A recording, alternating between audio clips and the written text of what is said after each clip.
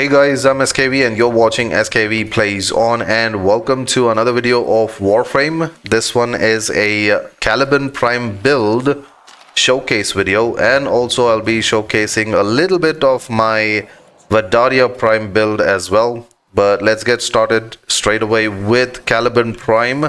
This is the mod setup I have for Caliban Prime. I'm doing the similar builds in two different configurations, one of which is named as Roar because I'm using the Roar helmet on the second ability. But I'll showcase you the first one. This is the mod setup right here. I did go with a full 3 umbral mods, mainly because this is a sentient type of a Warframe, and I wanted to have the Tau resistance. Even though he does Tau damage, I still wanted him as a sentient to have Tau resistance as well, so I went with that. And also, because of these three being a set bonus type of mods, they gave me 1000 HP, 800 armor, and a bit of a boost on the strength as well for adding all 3 umbral mods. Now this build kinda revolves around the first ability. Pun intended. It does make your Caliban Prime revolve or spin, and it also depends on you having the second type of sentience summoned by your third ability, which is called the Ortholist. The third ability has 3 types of sentience you can summon. One is the Conculus, they are the melee type; Ortholist, the projectile long-range shooter type; and Sumulus, which are basically a random mixture of the first two. Now, the second one is why I'm suggesting, because Razor Mortar is an augment for Caliban Prime. Having this particular augment mod in your build will let your first ability cluster the enemies up rather than just spinning through them and doing damage. You'll cluster them up as well. But by default, the Razor Gyre ability, the first ability, when you spin and hit enemies, you get a little bit of health back. And it also refunds energy. That's the reason I have a negative efficiency build, where I added Blind Rage and I have negative 55% ability efficiency. Because the first ability is capable of giving energy back, I did not have to worry about the efficiency that much and go completely towards strength.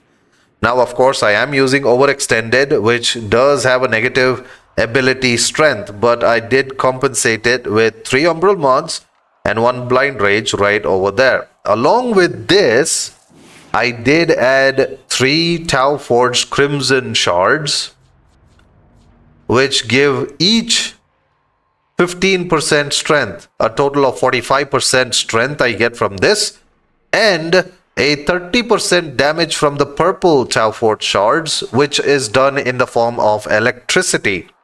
But it does do ability damage whenever the enemies are affected by electricity. That's where I kinda have this augment play its role. Now what it says is, using Ortholist, they will do 70% electricity damage, and fire rate will also be increased with this.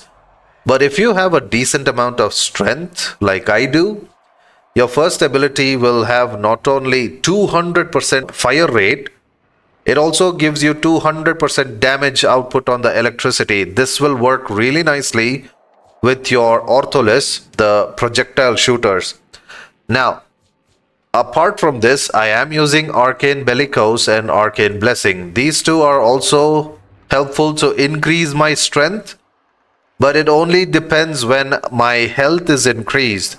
Arcane Blessing is a arcane which will help me get more HP, and because of more HP, Arcane Bellicose is going to check how much of a HP I have and convert 250 of the HP to 6% ability strength, and it stacks up to 72%. But yeah, those are the 2 arcanes that kind of work together nicely to give me a lot of strength. It also helps me boost my damage output for my Ortholist. Now, let's go show you what this is capable of. First thing you should know, The first ability which I use is a spin type, and it will do priming damage also. It spreads tau damage onto the enemies and they will be affected by the tau status. And when they're affected by the tau status, that means using ortholists that also do tau damage, it'll inflict more damage onto the enemies. Now, along with this, I'm using the second ability, which will levitate the enemies up into the sky. And then it also adds tau status on them, which means they'll be more vulnerable to the damage that I do onto the enemies. They'll become even more vulnerable to any type of damage. And this is where I'm using Steel Path, Corrupted Heavy Gunners, 215 level, and here we go. Let me show you. Let me bring, if you can see, I'm bringing the Ortholist. It's a V-shaped symbol, levitating the enemies into the sky, and then first ability to spin and cluster them. And look at how the damage is dealt. Done. On the minimap you can see no red markers, all blue. Enemies are gone. Now let me do that again. Levitate them, bring the Ortholist, and then first ability to spin and cluster. Boom. Lots of bombarding going on. This time they did not get clustered too much. They ragdolled a bit far away from each other. But even then, you can see the damage done to the enemies. Look at the amount of statuses that's kind of put onto the enemy. Mind you, all those statuses are from my Hound. I will showcase the Hound mods as well. Now, as long as they're in a cluster, they do a lot more damage because it spreads the damage properly, because it's a type of a blast chain also, but it's mostly the tau damage that spreads. If you want to spread it even more, make use of your fourth ability, which will also armor strip. But currently, this is a build mainly for your third ability and first ability to synchronize nicely and do a lot of damage using Ortholist because of the Razor Mortar Augment. Now, coming to the mod setup of my Hound, you can use whatever pet you want. That's up to you. I'm using the Hound mainly because this is the bond setup I have.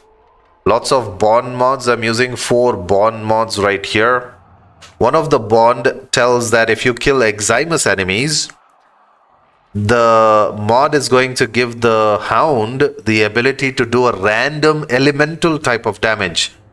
Now, if you see the manifold bond, what it says is if the enemies have 3 or more elemental statuses affecting them and they get killed during this time, the cooldown of the abilities of the Hound is going to happen way more faster.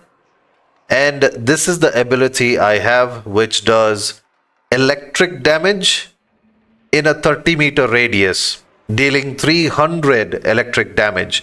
So why I need this to cooldown and proc again and again, I need this to trigger from the Hound, is because if you saw my build earlier, I'm completely wanting electricity to be the status type on the enemies more.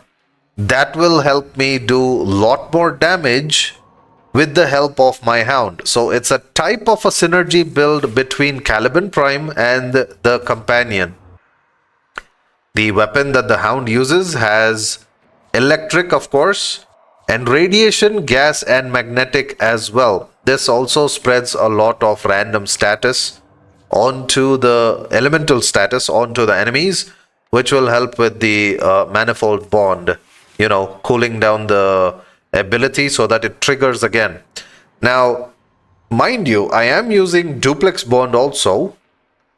This lets me have 3 extra clones of my Hound, which means those 3 extra clones are also going to be doing this electric damage, which means 3 other clones in 3 other 30-meter radiuses in 3 different places apart from my Hound. So you can imagine the amount of area of electric damage that I'll be able to do if my clones are also running around. Now, I'm also using Contagious Bond. This one, if you kill an enemy affected by any status effect, 50% of the status effect spreads to enemies within 9 meters, and using the first ability of Caliban is always clustering them up, which means they're definitely gonna die and they're definitely gonna have a lot of status effects, which means the synergy between my Hound and Caliban Prime's build is going to be that much more effective. Here we go, summoning the Ortholist, levitating. You can see how many statuses are affecting right there. Look at that. And they're getting killed very quickly. Anyone alive? Yeah, too quick. Coming to the weapon build itself. This is my weapon setup for a non-multi-shot type of a shocker. And then a multi-shot type of a shocker. The multi-shot shocker is the one that you will probably see in the YouTube short I put towards the end of this video, or you can check the link in the description. That one got fixed and they nerfed the weapon so that there's no frame rate issues being caused by a rave of lightning effects that kind of happen. Sadly, they fixed that, so I'm kind of sticking to the non-multi-shock, which does a lot of damage when it also locks up your multi-shot output. Now let me show you what this one is capable of.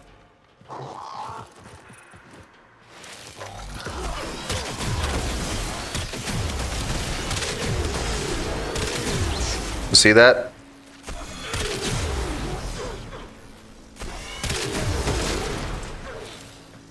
It does have punch through, and since this weapon does have an innate trait where you can kind of get lightning strikes also hitting the enemies, which obviously is the one that I wanted from the YouTube short, but they fixed it and I'm not having that much fun with the lightning strikes. But this weapon still does a lot of damage. Let me show you. You see the lightning strikes? But as you can see, when I'm not using the scope of the sniper, it's not a one shot I'm able to do. But when you go with the 8x crit damage multiplier, there we go. Around 1 million red crit, easy. But yeah, this is the mod setup again for the weapon. I'm using primary deadhead. But it's up to you what you want to put on the last slot here. But this is the setup for the extra damage output. I'm using blast and electricity. If you want, you can go with any other elemental that you like, along with electricity. If you want, you can make it a full-on corrosive, but that's up to you. Now, the multi-shot one, the reason I showed you this one is because even though it doesn't do that much damage in the first 2 or 3 shots, it does increase the multi-shot, which means it increases the number of lightning strikes that happen.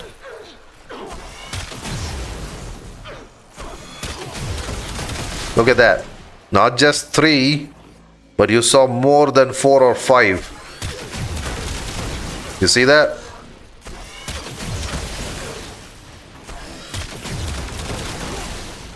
On one enemy itself, there are 2 or 3 multiple hits.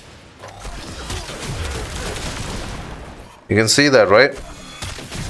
But that was the reason why it was working as a rave and would slightly get triggered again and again with Lavos.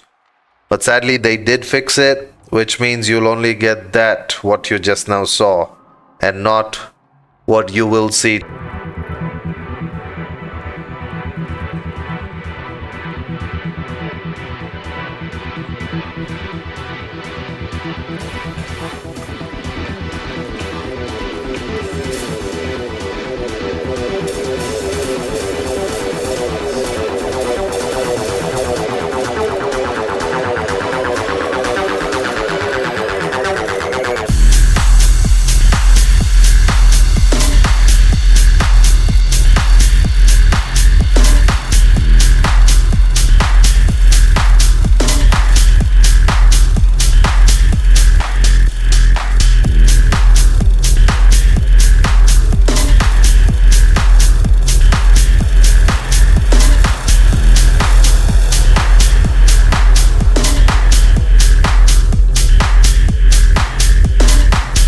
and it would have been fun if it was still that way. But anyways, this is the setup I'm using right now, the non-multi-shot one, which will let me do easy 2-shot building up.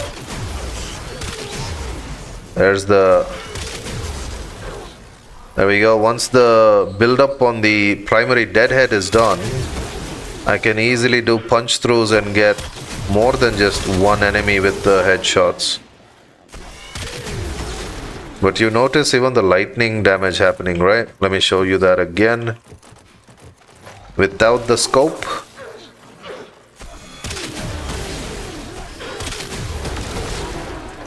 you can see already the others on the left side are gone. Done. It is a pretty good weapon, but this is a nice bit of a build I got from my clanmate, and I wanted to showcase this also. So yeah, this one's a really nice setup, and we had been testing all this before we made the YouTube short. Anyways, that is the Caliban Prime build which I'm gonna be using, and the Vadarya Prime build that I have. Now let's go do a little bit of a gameplay where I fight Scaldra troops for 5 minutes on a steel path level. Currently I'm doing a Scaldra survival mission, steel path, as you can see right here. And I'm taking the build, and I'll do just a 5-minute run of this. So let's see how this handles now, shall we?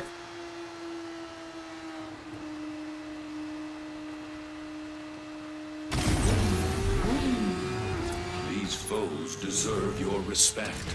Honor them with quick deaths, and I with your victory.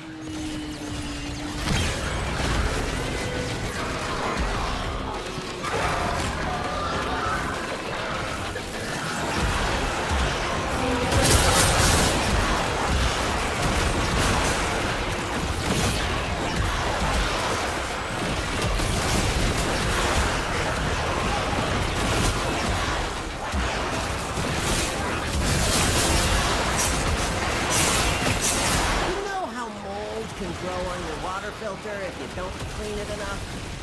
Well, shouldn't build up off the health scruffers unless you want to get unsubscribed from life.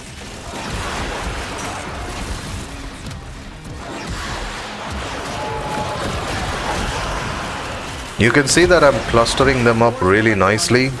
You need to shoot them off. I don't have to worry about anyone kind of doing any more extra damage. But the only issue with this build is that I can't keep my dog alive because I'm not using my melee attacks, which means I'm not using my pack leader, which would have been great. I am using Siam, which kinda helps me with getting rid of those spores on the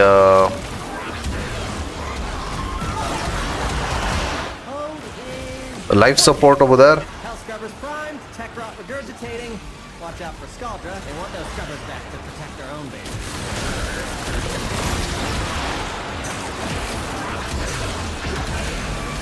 But you can see I'm not losing energy right now because of the first ability, and a decent amount of HP and a decent amount of strength and a decent amount of armor. I'm able to take the hits, and currently I'm taking out the steel path level of these enemies right here. You see that?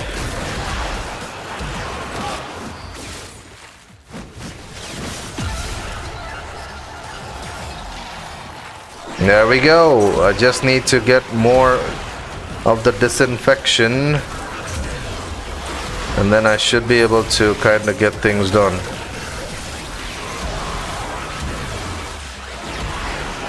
You can also see how I'm getting over shields as well. And just to show you, once it becomes 3 minutes, I'll show you the amount of enemies I've taken down up until now. Let's get this guy up, shall we?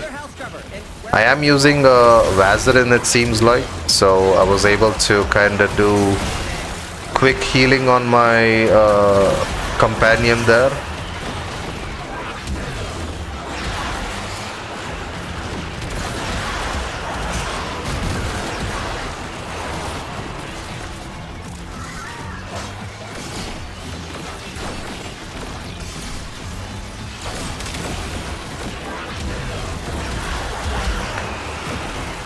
Check it out. I'm already at 340 enemies within 3 minutes, or 340. Now we have a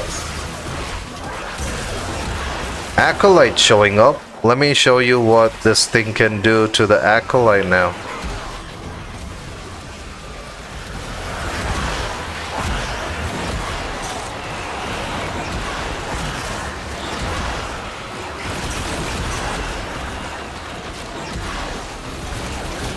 Acolyte is done.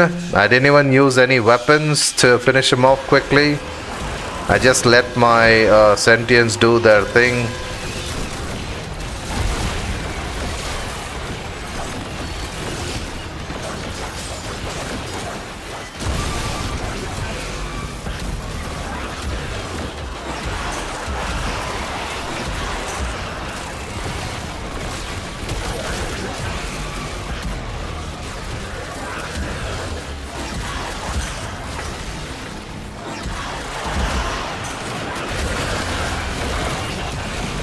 And at the end of this particular run, you will see how many enemies I killed just within 5 minutes of a run. Here we go. I'm going to run towards the extraction now.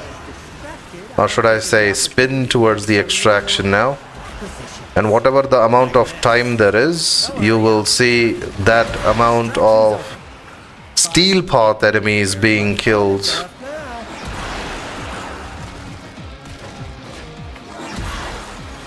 And of course, to move faster, I'm using the spin itself, obviously.